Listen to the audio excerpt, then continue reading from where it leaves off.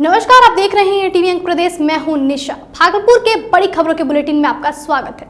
तो बढ़ते हैं खबरों की ओर। भागलपुर के बरारी शमशान घाट पर पूरे राजकीय सम्मान के साथ पूर्व विधायक जनार्दन मांझी का अंतिम संस्कार किया गया।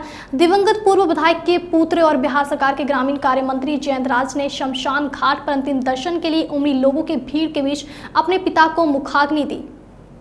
इस दौरान भागलपुर जिला प्रशासन के द्वारा पूर्व विधायक के सम्मान में शमशान घाट पर अंतिम विदाई के दौरान सलामी शस्त्र भी दी गई।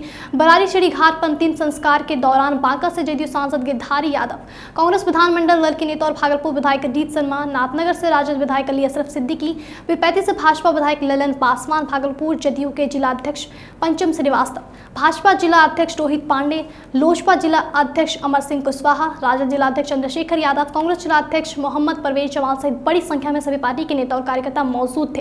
हम आपको बता दें कि 78 वर्षीय पूर्व विधायक का मंगलवार को इलाज के दौरान पटना में निधन हो गया था। वह पिछले सप्ताह ही बौंसी स्थित अपने आवास पर बाथरूम में गिरने से गंभीर रूप से घायल हो गए, जिसके बाद उन्हें इलाज के लिए पटना ले जाया गया, जहां एक निजी अस्पताल में उन्होंने मंगलवार को अंतिम सांस ली, जिसके बाद उनके पार्थिव शरीर को बौंसी स्थित उनके पैतृक आवास पर लोगों के अंतिम दर्शन के लिए ले जाया गया। उसके बाद भागलपुर के बरारी शेरी घाट पर पूर्व विधायक जनार्दन मांझी का अंतिम संस्कार पूरे रीति रिवाज के साथ कर दिया गया। जनार्दन मांझी लगातार 15 वर्षों तक विधायक रहे। 2005 में बांका जिले के बेलहर से और 2010 और 2015 में अमरपुर विधानसभा से। अंतिम संस्कार के दौरान बरारी शमशान घाट पर पहुंचे नेताओं ने जनार्दन मांझी को जनसेवक करार देते हुए उनके निधन पर गहरी शोक संवेदना व्यक्त किया। पूरी श्रद्धांजलि हम लोग का है। हम लोग साथ में मिले भी थे, हम लोग लंबे दिनों से संपर्क था मेरा। हम लोग आमने सामने चुनाव भी लड़े, लेकिन जो राजनीतिक में जो विरोध और पक्ष होता है उसमें किसी प्रकार का व्यक्तिगत स्तर पर नहीं था। लोग सब मिलजुल कर बांका के विकास के लिए लगे रहते थे। ये बहुत ही अपूर्ण क्षति है हमारे इलाके। मेरा भी भागलपुर बांका जिला तो एक ही है, इसलिए ये हमारे जिला के लिए बहुत अपूर्ण क्षति है। हम उनकी आत्मा को शांति मिले और इस दुख के घड़ी में हम उनके परिवार के साथ हैं।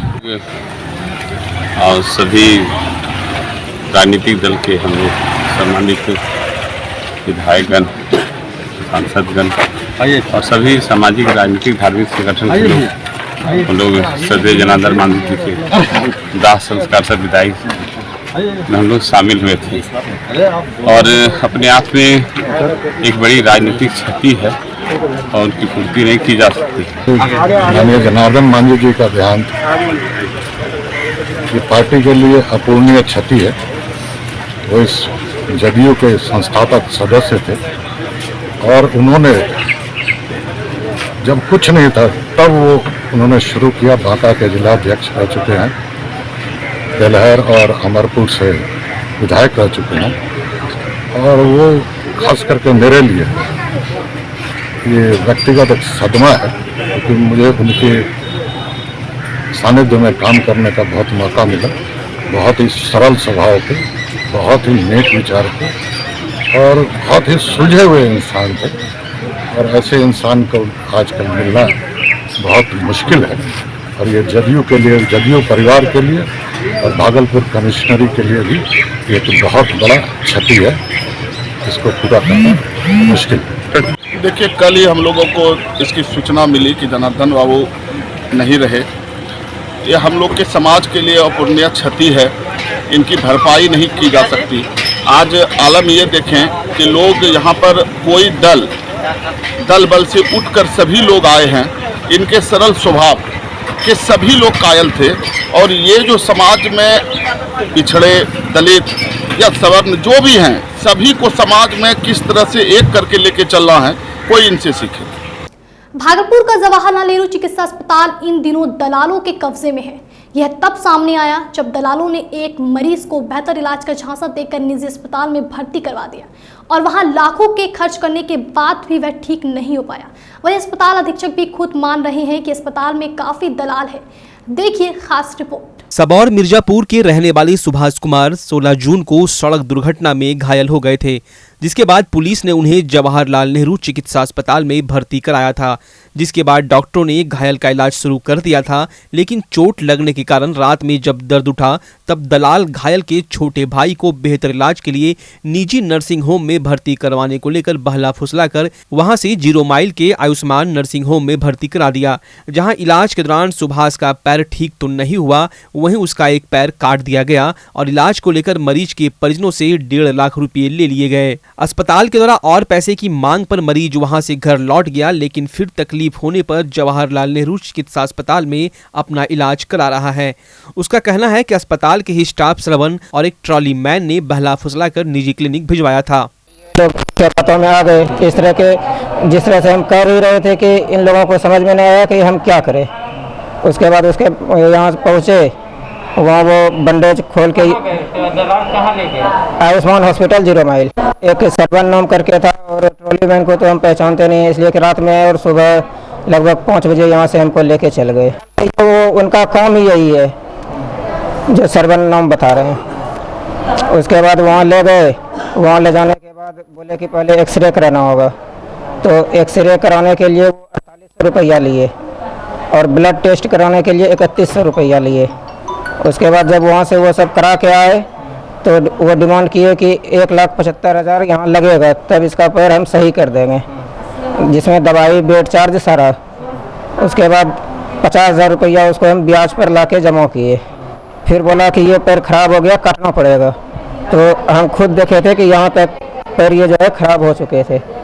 उसके बाद मेरे भाई को बुला के ऑपरेशन थिएटर में बोला कि यहाँ तक जब खराब है थोड़ा ऊपर से काट देते हैं। वहीं इस मामले पर अस्पताल अधीक्षक डॉक्टर असीम कुमार दास का कहना है कि सिर्फ मरीज को ले जाने को लेकर ही दलाल अस्पताल में सक्रिय नहीं है, बल्कि ब्लड बैंक तक में दलाल सक्रिय है, जिसको लेकर सीसीटीवी से अब निगरानी की जाएगी। वहीं उन्होंने इस घटना को लेकर दोषियों के खिलाफ कार्रवाई की बात कही है। मेल वार्ड अटेंडेंट है जिसका नाम है श्रवण, उसी के बारे में रोगी के द्वारा कंप्लेन की जा रही है कि वो जिस दिन यहाँ भर्ती हुआ था 16 जून को, तो भर्ती के बाद ही उसको जो है वो कोई भी मरीज अस्पताल में भर्ती होता है तो तकलीफ होता है, तो तकलीफ के समय अगर उससे कोई मीठी मीठी बात करके चलो हम तुम्हारा बढ़िया इलाज करवा देंगे, ये करवा देंगे, तो इस तरह की बातों को हवाला देते हुए वो उसको यहाँ से प्राइवेट क्लिनिक में लेके चला गया, जैसा मरीज के बयान से हम लोगों को मालूम हुआ। और जहाँ भी प्राइवेट में लेके गया वहाँ उसका इलाज हुआ और काफ़ी उसको आर्थिक क्षति का सामना करना पड़ा। इलाज के बाद वो घर गया, लेकिन उसका घाव सूखा नहीं, उससे पस आता रहा। फाइनली उसको दोबारा जो है वो हमारे अस्पताल में भर्ती होना पड़ा। तो अब ये है कि स्टाफ का बात सामने में आया है कि बहला फुसला के लेके गया है, तो उसको तो हम तो कानून संगत जो भी विधि सम्मत कार्रवाई होगी वो तो हम करेंगे। इस बीच इसको कैसे रोका जाए, इसके लिए तरह तरह के उपाय हमने सोचे हैं और HOD से भी बात किया कि जो भी मरीज अस्पताल से बाहर निकलता है, अगर वो इलाज कराने कहीं और जाना चाहता है तो वो लिख के जाएगा BST में कि हम जाना चाहते हैं, बाहर अपना इलाज कराएंगे या हम अपनी इच्छा से जाना चाहते हैं। वहीं इस पूरे मामले पर कांग्रेस विधायक दल के नेता ने मुख्यमंत्री पर निशाना साधते हुए कहा कि बिहार में अस्पतालों में दलाल फैले हुए हैं। उन्होंने मांग की कि विधायक की एक समिति मुख्यमंत्री बना दे, जिस पर विधायक जांच कर कार्रवाई की अनुशंसा करेंगे और कार्रवाई होने पर इस तरह का कार्य रुकेगा। बिल्कुल ऐसे ब्रोकर्स हैं, ऐसे दलाल हैं जो बाहर में जब पेशेंट आते हैं उनको समझाता है कि यहाँ कोई इलाज की सुविधा नहीं है, चलिए फलना फलना डॉक्टर क्या, उनको कमीशन मिलता है। ये हालत है, ये माननीय मुख्यमंत्री जी को आईना दिखाता है कि आपके कार्यकाल में ये हालत है स्वास्थ्य का, हॉस्पिटलों की हालत है, इलाज नहीं हो रहा है, डॉक्टर अपने नर्सिंग होम ले जाते हैं अपने प्राइवेट में और दलाल रखे हुए हैं सब लोग। इस पर आप कड़ी जांच कर, नहीं होता है तो विधायकों की एक समिति आप बना दीजिए, विधायक लोग इसकी जांच करेगा और आपको रिपोर्ट सौंपेगा, सब पे कार्रवाई करिए। निश्चित तौर पर कार्रवाई जब तक नहीं करिएगा कोई सुधार नहीं होने वाला है। धरती के भगवान जब पैसे की लालच में इंसानों की जान से खेलने लगे तो समझा जा सकता है स्वास्थ्य व्यवस्था का क्या हाल होगा। न्यूज डेस्क टीवी अंग प्रदेश। भागलपुर के पुलिस जिला नवगछा में इन दिनों लगातार लूटपाट और छिनतई की घटना में वृद्धि हो रही है। आज सुबह अपने ससुराल से घर वापस जा रहे बाइक सवार मोहम्मद तनवीर के साथ 2 बाइक पर सवार 4 अपराधियों ने हथियार के बल पर लूट की घटना को अंजाम दिया और 7200 रुपया नगद, मोबाइल और जरूरी कागजात लूट कर फरार हो गए। मोहम्मद तनवीर ने मामले की लिखित शिकायत रंगरा थाने में दर्ज कराई है। दिए गए आवेदन में तनवीर ने बताया कि वह अपने घर गोराडी के कैथा से ससुराल रंगरा आया था और घर वापस जाने के दौरान भवानीपुर से 500 मीटर आगे 2 बाइक पर सवार 4 अपराधियों ने उसके साथ लूटपाट की घटना को अंजाम दिया और बाइक से मकंदपुर की ओर भाग खड़ा हुआ।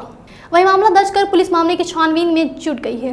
कैसे हुआ घटना? ये सब घर रंगरा से आ रहे थे, बस भवानीपुर के आगे 500 मीटर की दूरी पे 2 आदमी आया, 4 आदमी आया 2 बाइक से और मेरा मोबाइल सटा दिया, सामान सटा करके बोलता मोबाइल हुआ सब छीन लिया मेरा, नहीं देने पूरा जान से मार देंगे। बिहार के उप मुख्यमंत्री तारकिशोर प्रसाद गुरुवार को सुल्तानगंज प्रखंड कार्यालय स्थित नवनिर्मित नगर सरकार भवन का लोकार्पण करने सुल्तानगंज पहुंचे। मुख्यमंत्री के आगमन को लेकर तैयारी अंतिम चरण में है। नवनिर्मित नगर परिषद भवन की सुंदरता को 4 चांद लगाने को लेकर नगर परिषद के इर्द गिर्द इंटरलॉकिंग टाइल्स, वृक्षारोपण व दीवारों पर मंजूषा आर्ट के साथ साथ फूलों से आकर्षक तरीके से सजाया गया। गौरतलब है कि नवनिर्मित नव सरकार भवन आधुनिक सुविधाओं से लैस है। नव सरकार के नए भवन में सभापति, उप सभापति, कार्यपालक पदाधिकारी के अलावे engineering section, record room, account section, general office, IT cell का अलग अलग कक्ष बनाया गया। उप मुख्यमंत्री के कार्यक्रम को लेकर सुल्तानगंज थाना अध्यक्ष लाल बहादुर के नेतृत्व में सुरक्षा का पुख्ता इंतजाम किया गया। कोरोना के संभावित तीसरी लहर को देखते हुए जिलाधिकारी सुब्रत कुमार सेन के निर्देश पर सुल्तानगंज प्रखंड मुख्यालय स्थित नगर परिषद के यात्री सेट में 10 बेड का कोविड केयर सेंटर बनाया गया, जिसका विधिवत उद्घाटन गुरुवार को मुख्यमंत्री तारकिशोर प्रसाद करेंगे। नगर परिषद के कार्यपालक पदाधिकारी अभिनव कुमार की देखरेख में बनाए गए आइसोलेशन वार्ड को सारे संसाधनों से लैस किया गया, जिससे कि कोरोना के मरीजों को हर तरह की सुविधा मिल सके।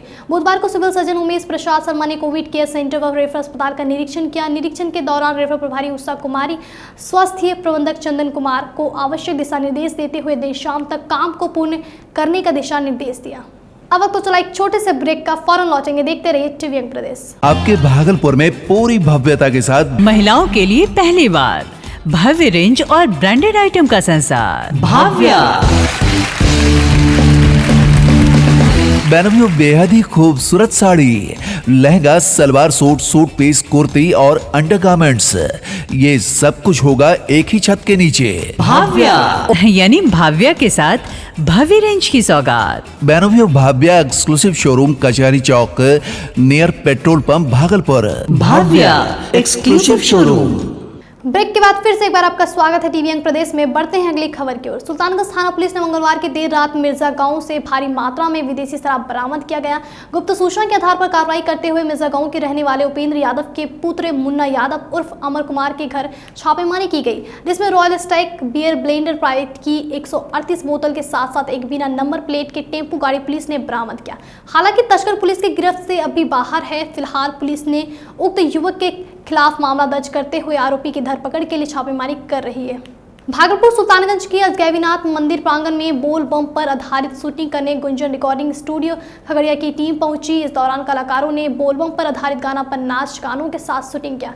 इस दौरान गुंजन रिकॉर्डिंग के कलाकार शंभू सिंह, पिंटू प्रिया, सपना संगम, अभिनेत्री की भूमिका निभा रही नंदनी शर्मा, कैमरामैन अभिषेक कुमार, सेतपुरियन नीतीश यादव, सिंगर मंटू यादव सहित अन्य कलाकार मौजूद थे। सड़क हादसे में बेतहाशा वृद्धि हो रही है। वहीं सोमवार को कोतवाली भागलपुर मुख्य मार्ग विनोद चौक के समीप जख बाबा स्थान के पास सड़क की चपेट में आने से एक व्यक्ति की मौके पर ही मौत हो गई और एक व्यक्ति घायल है। मृतक की पहचान गोराहा निवासी प्रदीप दास के 24 वर्षीय पुत्र रघुनंदन दास के रूप में हुई है और घायल की पहचान विमल दास के रूप में हुई है। घटना के बाद ट्रक ड्राइवर मौका पाकर फरार हो गया। वहीं मृतक के परिजनों ने बताया कि रघुनंदन दास अपने घर से बाजार करने के लिए गोराडी बाजार जा रहा था।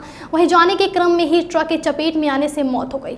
वहीं गोराडी थाना अध्यक्ष आशुतोष कुमार ने बताया कि ट्रक जब्त कर प्राथमिकी दर्ज कर ली गई है और सब सबको कब्जे में लेकर पोस्टमार्टम के लिए भेज दिया गया। साइबर ठगों के द्वारा सोशल मीडिया पर इन दिनों फर्जी अकाउंट बनाकर लोगों को धड़ल्ले से बेवकूफ बनाकर ठगा जा रहा है। इसी कड़ी में भागलपुर नगर निगम के वार्ड नंबर 27 के पार्षद मोहम्मद उमर चांद के नाम से फेसबुक पर फर्जी आईडी बनाकर लोगों से पैसे की मांग की जा रही है, जिसकी जानकारी जैसे ही उमर चांद को लगी उन्होंने बरारी थाना पहुंचकर साइबर ठगों के द्वारा उनका फर्जी आईडी बनाकर रुपये मांगे जाने की लिखित शिकायत दर्ज कराई। वहीं पुलिस पूरे मामले की छानबीन में जुट गई है। हम आपको बता दें कि जिले में हाल के दिनों में बड़े पैमाने पर फर्जी आईडी बनाकर मैसेंजर पर पैसे मांगे जाने का मामला सामने आया है। मेरा आज फेसबुक सुबह पता चला है कि हैक कर लिया गया है और उससे मेरे जो भी जानने वाले हैं उनसे पैसा मांगा जा रहा है।